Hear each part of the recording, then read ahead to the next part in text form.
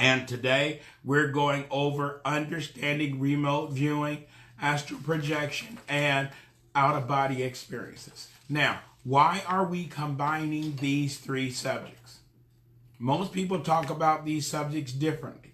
We are combining them into a single subject because what most people do not know is that they are all one and the same. They are cousins of each other.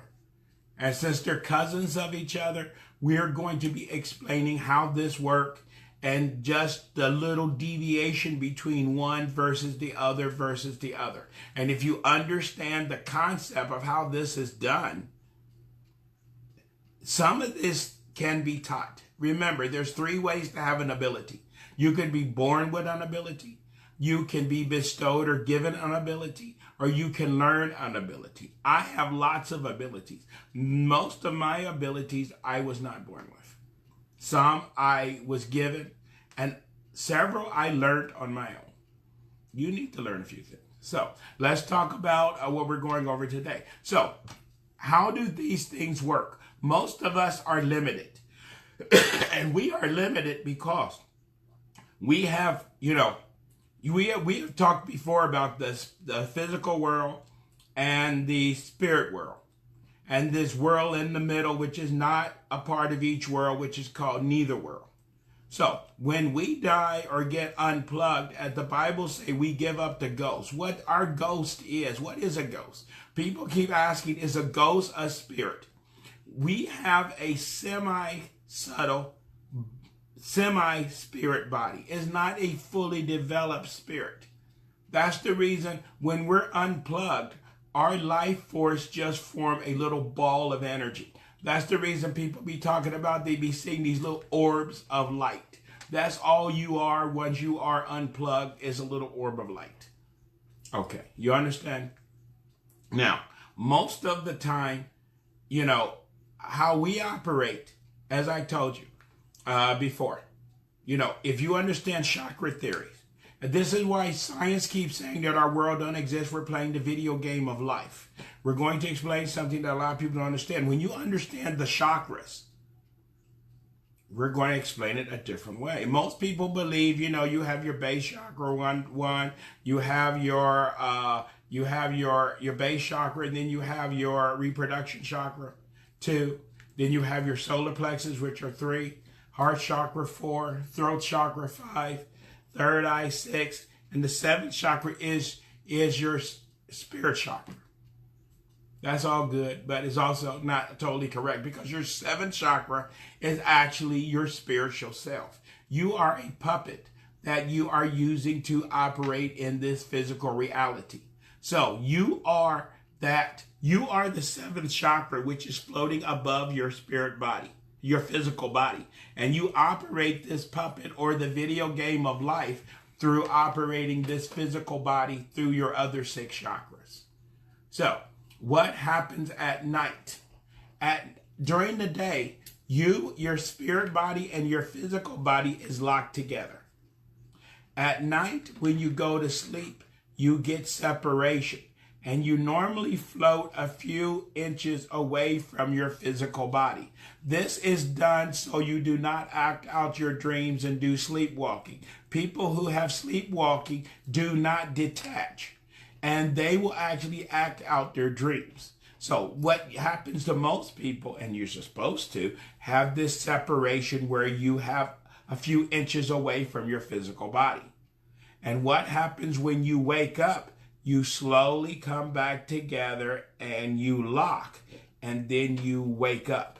Now, what is called sleep paralysis is when you come together and you don't lock, or you only get partial lock. And then you wake up, but you cannot move because your physical and spirit body is not synchronized. And then you have this sensation of trying to move, but you can't get your body to move, which is a very scary sensation. Yeah. Any questions? Are we doing good? No, we're good. Okay, we're so good. I'm going to explain how to solve that problem. Okay. And that causes a lot of time when you're under severe stress, when a lot of things are going on. A lot of people that are moon sensitive have these trouble when there's full moons and all kind of stuff. But if you go to wake up and you come together and you do not fully lock, and you go to move and you cannot move, you need to just relax. And by relaxing, not fighting it, the gears will slowly come together and click, and then you can move. The more you fight it, the harder the gears clash, and the harder it is. And what happens if you fight it? You can get your hand to move, then you can get your leg to move, and then you work your way up. You're doing one click at a time, and then all of a sudden you're like, oh my gosh. And if you ever experience that, that's some scary shit right there. Okay. Yeah. I've had that happen to me. It's scary. Oh, it's very scary. Very, very scary. So remember, do not fight it, because then the gears have to lock one at a time. Just relax, chill out, and they will slowly lock, and then you wake up. Now, we have discussed that. Okay, everybody's clear on that, right? Yeah, we're good. Excellent. So that is sleep paralysis. So remember, most people, when they're asleep, they're only a few inches away from their physical body. They're just that space. But not everybody. Some people do more than a few inches. Okay, and this is why they keep, which we talked about before, when you have these cancer kids or these people, I told you about that thing that was doing in Europe, where they was doing where they was putting signs on the machines to see if your consciousness is in your brain, because some people get further separation than a few inches. Some people will actually float to the ceiling and hit up against the ceiling. And that's the reason why, a lot of kids that have cancer or people, they show themselves on the operating table. They're against the ceiling looking down. And that's what was proven in Europe by them putting patterns on top of the machine. When people had near-death experiences, they asked them, did they see anything?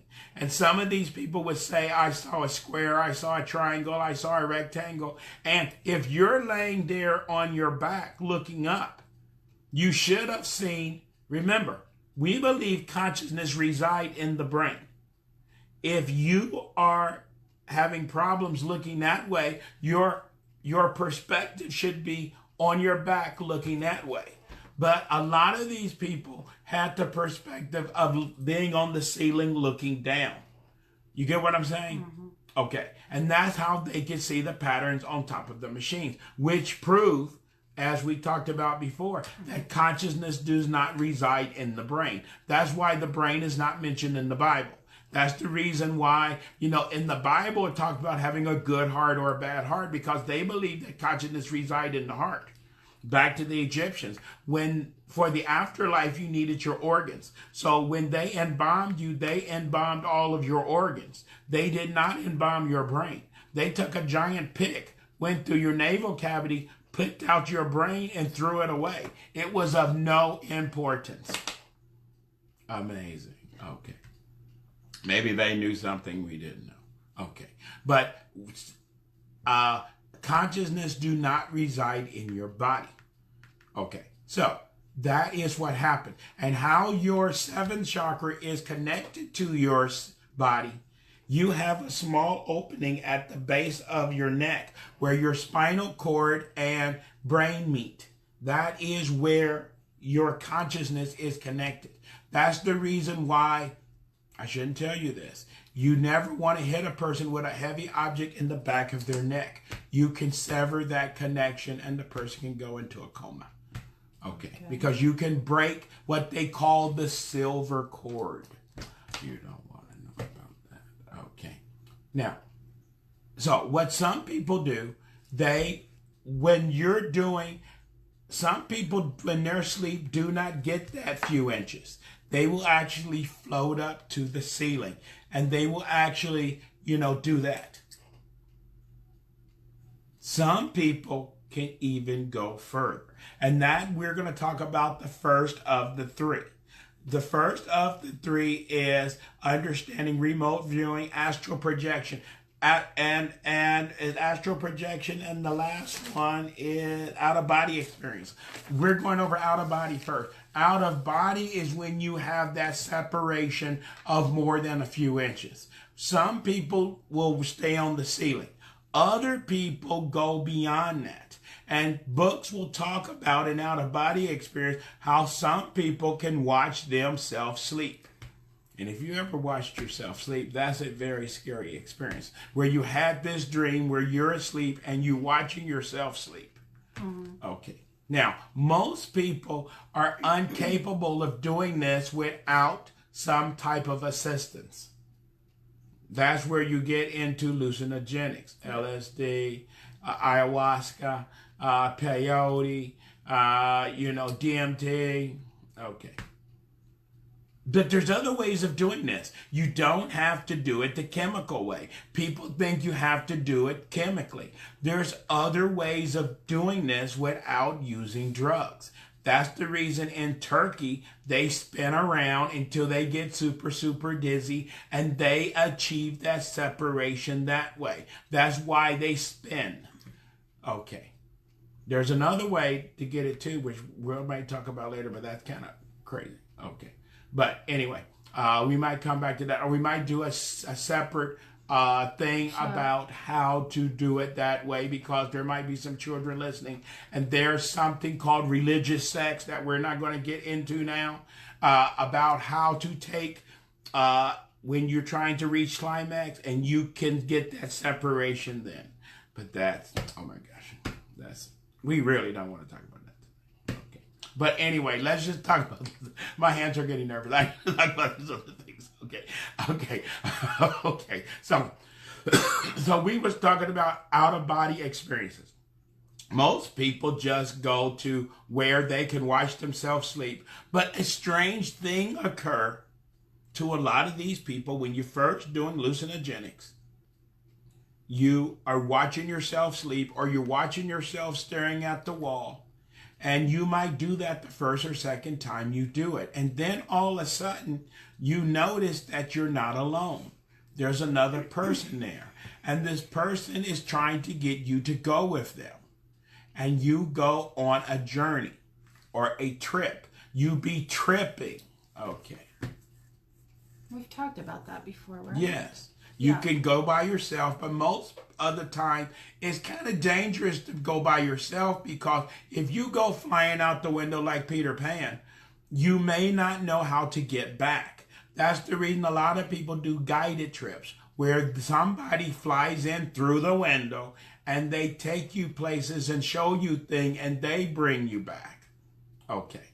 And this is why, which is the danger of doing this. This is why if you want to do peyote or ayahuasca, if you want to go to Peru and sip the tea, you have to go through the spirit course, which takes a day or two to go through, and they tell you all this religious BS that people don't want to hear. I don't want to hear it. I don't believe in that. Just give me the damn tea. The people that don't take the course are the ones who are yelling and screaming and hollering and everything like that, because they don't understand what they're saying.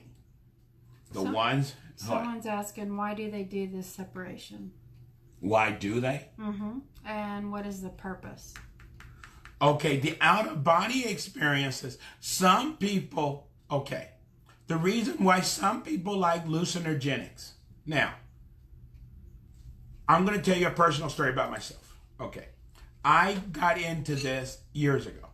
Okay. The reason I got into it is because some people, when you get into a very depressing part of your life and you can't see the forest for the trees, and you think your life is over and you see nothing but all walls around you, you need to sometimes see that there's something beyond what you can immediately see.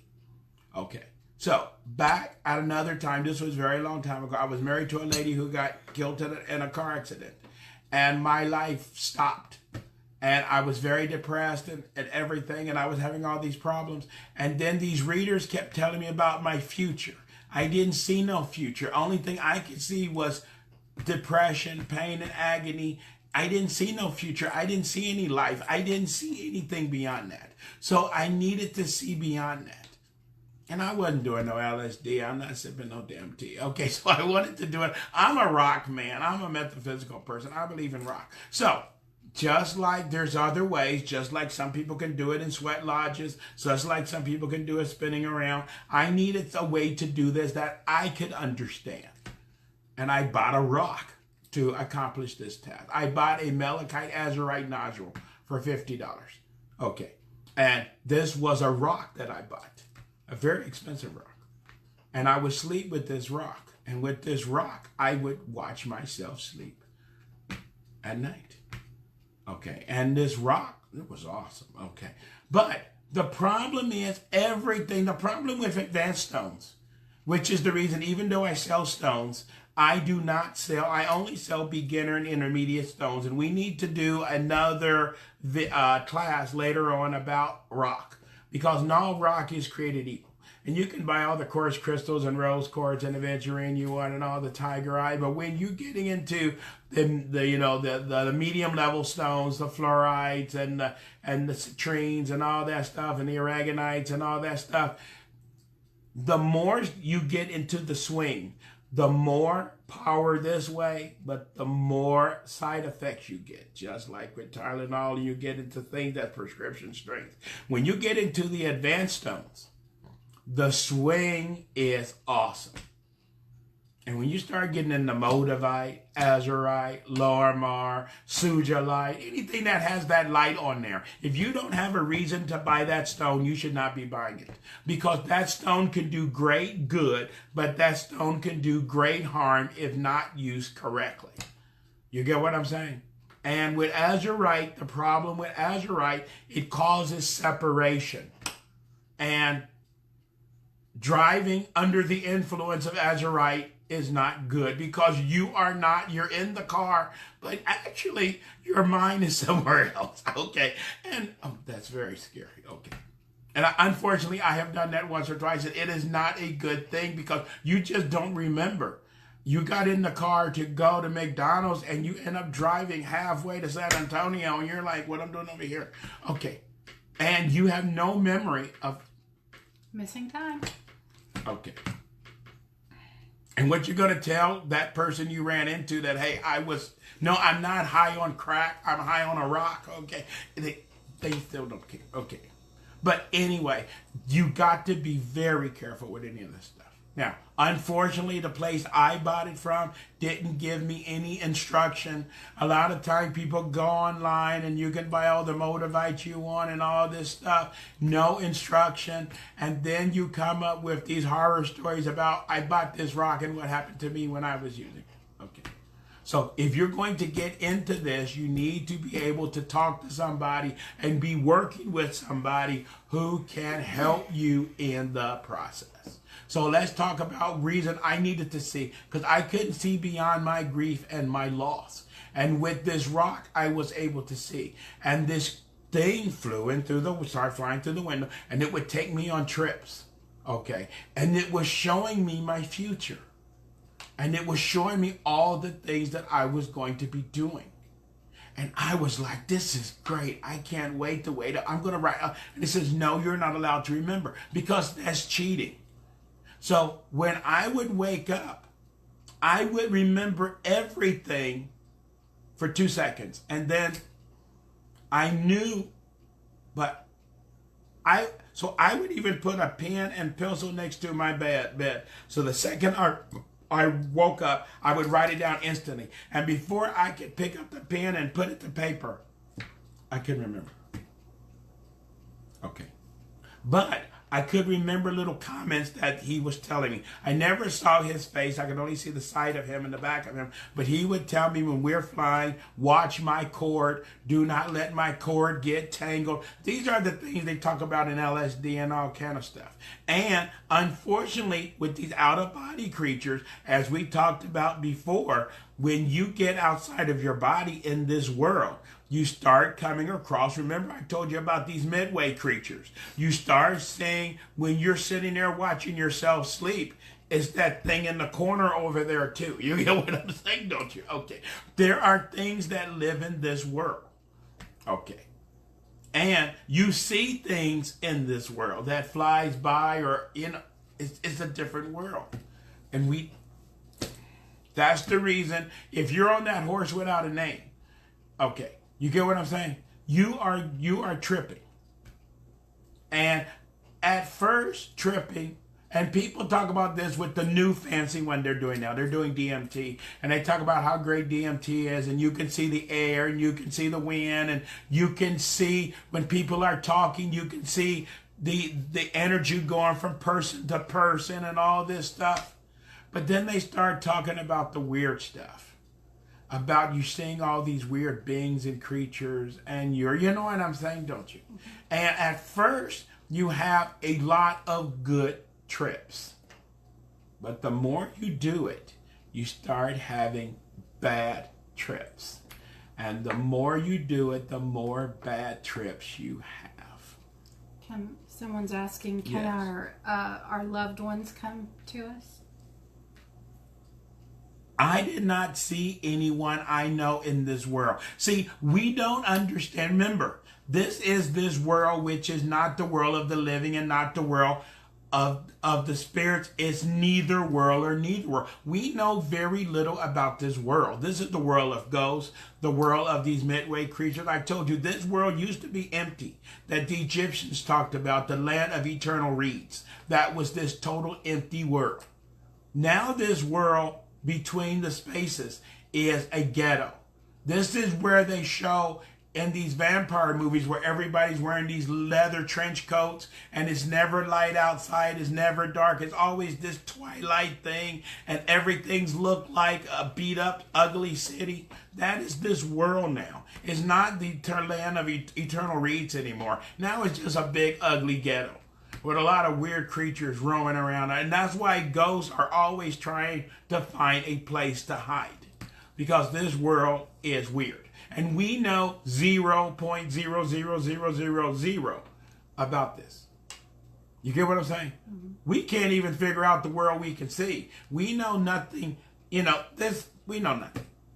But when you're tripping on peyote, ayahuasca, doing smoke lodges, these people that do this stuff will tell you about, I come across these spirit guides, I come across demons, I come across these half animal, half people creatures. This stuff has been written in books forever. Okay. Okay, someone is asking a question. Yes. How long can you stay out of your body? Okay, back in the LSD days, that's a good when question. people was doing LSD, Mm-hmm. I'm not telling you you should do LSD. And that's the reason people quit doing it. When people were doing LSD, the more you did it, first it was good trips, you would get into more and more bad trips.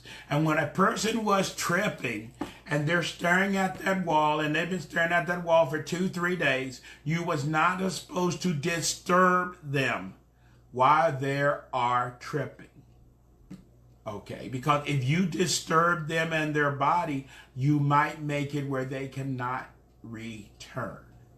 And that's what was happening to people that did a lot of LSD. A lot of those people did not return. They went into comas. And they would say they chose not to return, because I'm going to tell you about what people don't want to talk about when you get into super bad trips. And this is what get people. You have less of a problem with this with DMT, but especially with LSD. This was a major, massive problem. Okay, bad tripping. And one time, bad trip for me. This is what broke my nodule. I flew back through the window one time with this creature. And normally when I flew back through the window, it's hard to say, but I would walk up to my body and sit within my body, and I would wake up. Now, how do you sit within your body? I can't even explain. A lot of things I don't even have words for. This one time I flew into the window. I was sitting there watching myself sleep, and I was just standing there watching myself sleep. And then this creature said, for some reason, you don't have to go back if you don't want to. And I said, I don't have to go back. I felt so good. And then all of a sudden, in full color, I saw that they was pulling me off the mattress like a week later with these guys with suits on, and they was wrapping me in plastic. And then I saw my funeral and my mom crying and my family there, and my mom saying it's all her fault. And I'm like, shit, I better go back. And when I woke up, my nodule was broken in half. Okay. I survived the bad trip. And that's what is written in a lot of books about LSD. When people went into a coma and died, a lot of times they would say the person was a coward. He promised me he was going to come back. He lied to me. You see them now. You don't want to get, life is hell already. You don't want choices like that about do you want to come back or not, or do you want to do this? And those creatures start talking to you. And some things, when you go to bed in the morning, you just want to wake up in the morning. You don't want a choice about do you want to wake up in the morning, or you really don't want to go there. Okay. It's better that you don't have that option. Okay. Because life is hell. Okay. But was that a dream? Was that not a dream? But that scared the hell out of me. And my nodule broke in half. And within a few days, it crumbled into powder. I guess it was done. Okay. But I started to have a lot of those bad trips leading into that. One time I was at a place and I was talking to this guy. Me and this guy was debating something. And then in the middle of the conversation, I saw myself across the room looking at us talking. And I said to myself, boy, you're giving that guy a hard time. And in the middle of talking to that guy, I stopped. And he said, what's wrong? And I said, nothing. Everything's okay. And I walked away. And that freaked me out. If I'm talking here, what was I doing over there? And why did I say I'm getting, and I was like, see, those are bad trips. And this is what happens with LSD and these other things. You get into the separation between reality and fantasy starts slipping and sliding. And sooner or later, you start asking yourself, was that a dream? Or was that real? Or you don't know. And this is why some of these people said, there's been cases where people have killed people. And they don't know did they really kill somebody or not. In their dream, they choked somebody. And they really don't know if that was that a dream or was that reality. Okay. You don't want to go there. Yeah, that stuff is scary. And the more bad trips you get into, that's the reason people start walking away from this stuff. But, like with ayahuasca, for some reason, that's the reason if you want to go to Peru and drink the tea, you got to take the little religious course. The people that take the course, they drink their tea, they see the weird stuff, they experience what they need to experience, and they go back home. So people that say, I don't believe all this religious mojo, I don't want to believe what that shaman priest telling me, that's all a bunch of crap, just give me the damn tea.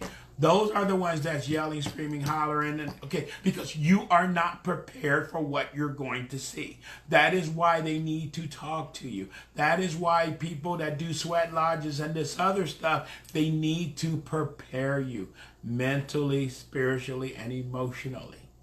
Because when you get out there, game over, man. You're just crossed into the twilight zone. Okay.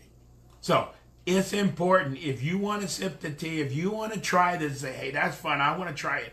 You need to go somewhere where they're going to take that time. You get what I'm saying? And some Indian groups will do this. Or they're going to do a sweat lodge. Or they're going to do whatever. You have to take their little course first. And then you do the thing. You get what I'm saying? Okay. Someone's asking, did you feel good when you woke up? Good about what? How did you feel, I guess? After that experience? Yeah, maybe. I wanted to know, was that real or not real? Did I really see my own death? Did I really, or was that just a dream? You don't know. This is the problem with all of these things. Mm-hmm. You lose, and that's the reason why I told you. You get in your car planning on driving down the street, and you end up halfway to San Antonio, and you're wondering, how did I do this? Mm-hmm. And you get what I'm saying, don't you? And what you don't want to do is do that, and you get home and there's a dent in the side of the car, and you're like, okay, did I hit something while I was, or somebody, or did I hit something or someone while I was, okay. That's very scary. You don't want to be calling up the police department and say, was there any reports of any, hit and run drivers in the last 24 hours? I might be the guilty party. That's not funny. Okay. So this stuff is very, very serious. Now, we spent a lot of time just going out of body. But that's just one of the things. That is just separation. Now, that is the first thing. The first thing is a few inches. Some people can go further than a few inches, watch themselves sleep. Some people can do their little trips. Then that's all called out of body. Then you get into astral projection. Some people are so good that they can actually leave their body. They can go places. This experiment has been done in India dozens of times. Mm-hmm. You have these gurus in India who, they're meditation experts. They can do everything. They can separate their body. They can do everything. They have done these tests 100 times because they keep trying to prove that they're cheating. So they will lock something in a safe 100 miles away. And they'll tell this guru to tell us what is in the safe. And that guru will go into a meditative trance. And he might be in a trance for 4, 6, 8 hours. Mm-hmm. And when he comes out of the trance, he can tell you what is in the safe. Because he will tell you. He went to the bank. He can tell you what the bank looked like. He can travel. And some of these people that can do astral projection, they can travel to Japan. They can tell you different places. Some of these people can tell you, I flew around the universe and I flew around the earth. I knew this one lady I met, which I've talked about several times, when she's worrying about her relatives or her friends, she can travel and visit them. And she can say, I was worried about you. I visited you last night. And I wanted to make sure that you was okay. And they say, you wasn't here last night. Yes, you was. You was wearing that pink, a nightgown. And that's very scary. You need to lock her out and put spiritual bars outside your door that keep her from coming in your house and seeing what you're doing. Okay. But some people can actually do this. Astral projection. They can project themselves and they have control. But gurus will tell you it takes years of mental preparation to be able to do that. Not only to separate, but to go and travel safely and to come back. Can Lynn Livsey do that? No. Lynn Livsey. And ever since my nodule broke, I have never had out of body before. And a problem with that thing too, I was having a lot of the problem of waking up in the morning and I couldn't move. I was having a lot of sleep paralysis problems. Since I got rid of that nodule, I've never had sleep paralysis again. All this stuff. So been there, done that. I'm not going back. Someone's asking a question. Yes. What is it when you sort of fully relax and then your body can sort of start to vibrate? They say it's a kind of scary feeling. Okay, because what happens sometimes when you get into that shaking, yeah, especially when you're, like what you do in some meditations where you try to raise your vibration. And as you start raising your vibration one level at a time, then you start you get what I'm saying, don't you? Okay. Now, remember, your body, your mental and your spiritual body is in sync. They're in synchronized. Just like with your car. Your spark plugs and your pistons have to be in sync. When you start getting out of sync, your car starts jerking and everything. You get what I'm talking about? Okay. I've had that several times. What you need to understand is if you raise your vibration too high, you have to still stay synchronized with your body. You do not want to get to the point where you become totally unsynchronized. Because if your spark plugs and your pistons get totally off, you might blow a ring. I guess you could have a heart attack. I guess you could have a stroke. I guess You could go into a coma, I guess. Okay. You can find out. You get what I'm talking about? But what a lot of people do is when you start having that severe shaking is when you need to mellow out, calm down, and resynchronize again. Remember, the Buddhist way. That's what the yin yang is about. You're supposed to be in balance mentally, spiritually, and emotionally at all times. Okay, and when you're out of sync, you need to resync yourself. And if you're doing this stuff where you're raising your vibration and you start getting into severe convulsions, you need to mellow out. Okay, you don't want to blow a gasket or anything like that. Okay, you get what I'm saying? Next question. Can we learn to ask? So can we learn how to astral travel? Okay. According to these gurus and according to people, this is a technique. You can learn, but remember, what most people want to do, just like I tell people all the time about the movie Chucky, you know, instead of you taking years to learn how to do this, the lady go and buy the book about, you know, voodoo for dummies, and she make a voodoo doll and the doll kills her. Okay, see, people today don't want to take the time. Back in the old days, if you wanted to practice the arts, the dark arts or whatever you wanted to call them, if you wanted to work the arts, you had to work under somebody as an apprentice for 10, 20 years. Today, you just want to go online for 20 minutes and call yourself a high priestess. You get what I'm saying? It doesn't work. What you want to do is go online, read this website for 5 minutes, and then you want to be able to project yourself to Japan and come back in the morning. Okay. You can go to India. They will teach you. But they say it takes years of meditative techniques. There are places in America that can teach you, but remember, most people don't have the dedication. They want everything. That's the problem we want. We want to sip the tea, and it's not that simple. You get what I'm saying? So, yes, you can learn it.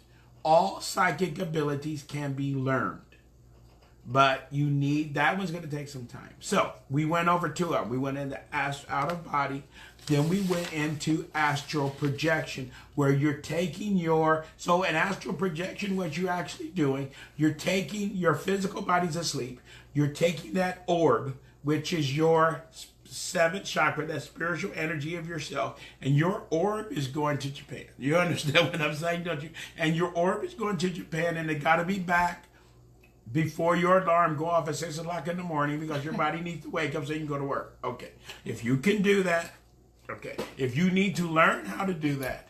But remember, your orb got to be back because your body cannot wake up at 6 o'clock. And if your orb get lost out there, your body, just like your car, can idle for so long. But if a car idles for so long, it will go out. That's coma time. Is that kind of scary? Very scary. So we have developed something new, which is the new thing that people are doing. That was first developed. We got everything we're doing from the Russians. And where did the Russians get it from? The Russians got it from the Nazis. The Nazis were doing it. And where did they got it from? Our friends. You know what I'm saying? They were dealing with a lot of alien groups and secret societies. That's what they're doing. But after World War II, the Russians stole all the German stuff. They was doing it. Then we find out that the Russians was doing it, and then we decided to do it. So it's too scary for, so this stuff, people doing it for fun. You just want to go to Japan. The military's like, hey, if you can go to Japan, Iran is doing something. They got these underground bunkers that's 200 feet below the ground. Why can't you take your spirit ball and just go down there in that tunnel and see what they're doing down there? You know what I'm saying, don't you? Okay. That's what is remote viewing is all about. And it's too dangerous to actually take your spirit self and go over there. Can't you just project your consciousness? We do not know in remote viewing, they say you're just projecting your consciousness. We do not know is your little orb actually going there, or you're just projecting your consciousness? It doesn't make any difference. But remote viewing works. And there's workshops you can take. You pay a few $100s. They will teach you how to be a remote viewer. What is remote viewing, for what people don't know? They can give you coordinates on a map. They can give you the coordinates of that bunker in Iran that's 200 feet under the ground. And you concentrate and meditate on that, and you start drawing. And you can draw pictures of what's down there. And that's what we use, and that's what the Russians was doing, because the problem we have now with Area 51 and all these other top secret underground bases, the Russians know that we're working on a new bomber, but we're keeping it underground in those hangars. And before we get that thing out of the hangars, the Russians already know how big it is, how fast it can go, how many this, how many engines it got. They already know everything. And we're doing the same thing. Russia's building a new submarine. And this new submarine is built in a giant building, and it's totally secure, and we can't get a spy nowhere near there. And we use remote viewers. And by the time they pull that ship, that finished submarine, out of that dry dock and let it know, we already know the tonnage of the submarine, how many torpedo tubes it have, what is the weight of it, how many crew members it's going to hold. We're cheating. Okay. Now, did their orbs actually go over there, or did they project their consciousness over there? You can argue that, but it has been proven to work hundreds of times. And we know what everybody is doing in their underground bunkers, because we cheat and we can tell you what they're doing. Okay, you understand what I'm saying? So, this is another reason why science keeps saying our world as we know it does not exist, because this is technically impossible. You cannot see what somebody is doing halfway around the world in a bunker 200 feet below the ground. We do it every single day. You understand? It breaks every law of physics known to mankind. It breaks everything. It still works. We do it. Because it's not that our science is not keeping up with, see, people have been doing this stuff for thousands of years. Sweat lodges, doing, those gurus been out there forever. We're now trying to explain this stuff scientifically. If it takes us 20 years to write up a scientific theory on why this is working, it still works with or without the scientific theory. You understand what I'm saying? But this is what remote viewing is. But it's the same thing. But the only difference between remote viewing and astral projection, you're going to project yourself to Paris, France, and you're going to fly around the Eiffel Tower and have a good time. And remote viewing, the hell with the Eiffel Tower. You want to know what's going on in that underground bunker 20 miles outside of town. Okay. You get what I'm saying? Okay. But this stuff have worked for a very long time. But scientifically, and if you go to Google, type in remote viewing classes, there are classes that, and people has been given award, and you can say, oh, that stuff doesn't really work. There are people that have awards from the Pentagon, and they will show you. This one guy even had awards from Ronald Reagan and Clinton.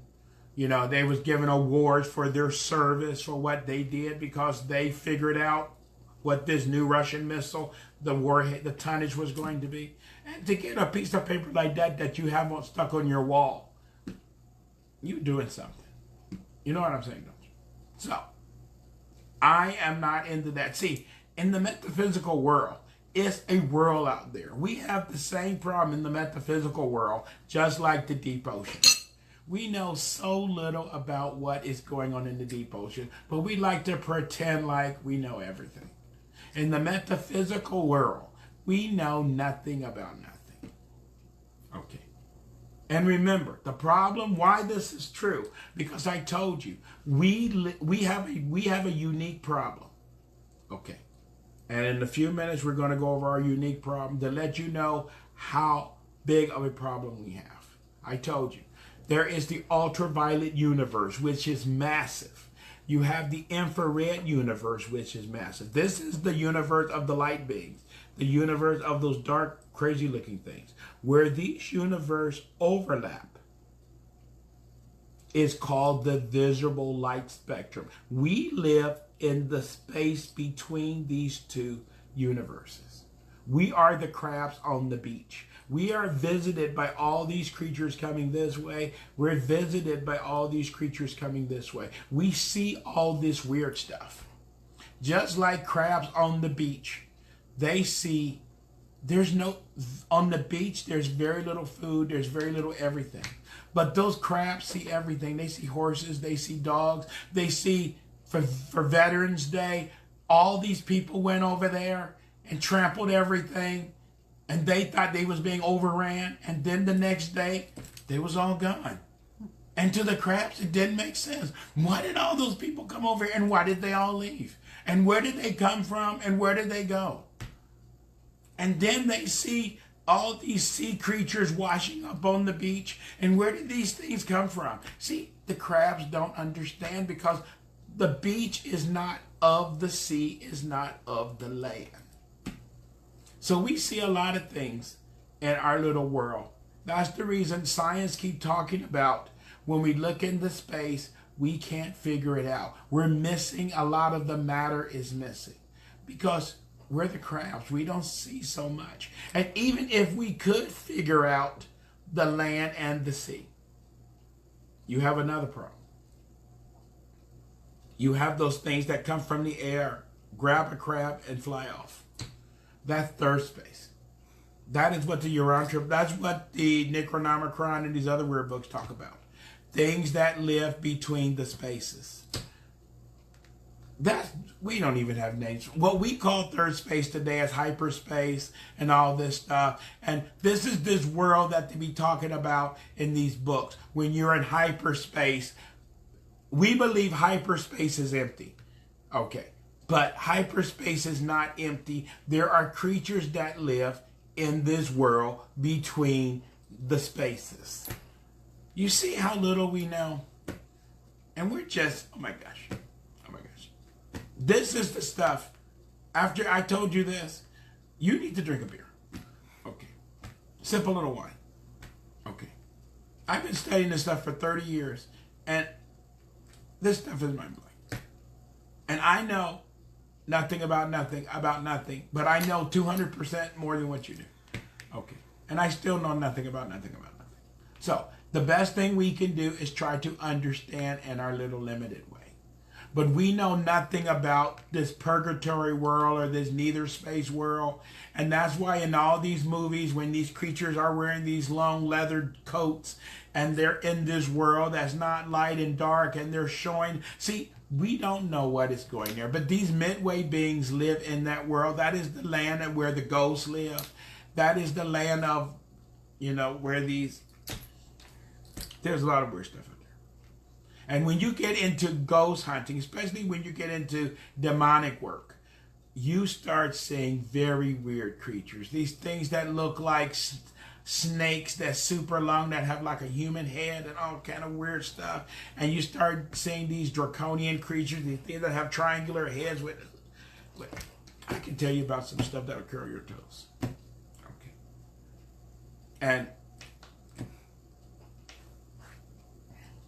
But a lot of things that I have seen and talk about, I read about in books when they was talking about it 500 years ago or 1,000 years ago, and we still know as little as they knew back then. And 500 years from now, unfortunately, we'll probably still know as little as we know now. Okay. And why we don't know anything? Because Thanksgiving is coming in a few days, and we need to prepare for Christmas. Okay. Nothing else is important. And plus, the Dallas Cowboys is playing this weekend. So, who cares about anything else? You know what I'm saying, don't you? You don't care about nothing else, right? This is why man is not ready. This is why we will never be ready. Okay.